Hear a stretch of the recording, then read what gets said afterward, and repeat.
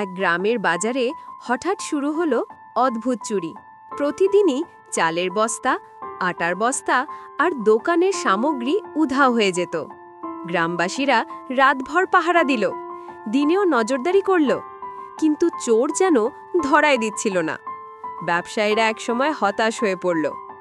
ঠিক তখনই তারা আশ্রয় নিল গ্রামের এক দরিদ্র কিন্তু বুদ্ধিমান যুবক নাসির উদ্দিনের কাছে।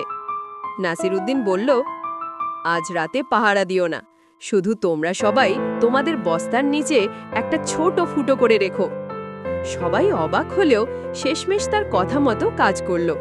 সেদিন রাতে কেউ পাহারা দিল না, গ্রামটা নিস্তব্ধ হয়ে গেল। ভোরে সবাই ছুটে গেল বাজারে এবং অবাক হয়ে দেখল আটার বস্তা থেকে পড়তে থাকা আটা মাটিতে এক লম্বা সাদা লাইন তৈরি করেছে।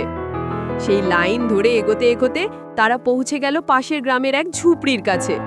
আর সেখানে চোর, তার বাড়িতে স্তূপ করে রাখা চাল আটার বস্তা। ব্যবসায়ীরা তাকে ধরে ফেলল আর বাজার আবার শান্তি ফিরে পেল। এভাবেই এক দরিদ্র যুবকের মেধায় পুরো গ্রাম বাঁচল চুরির হাত থেকে।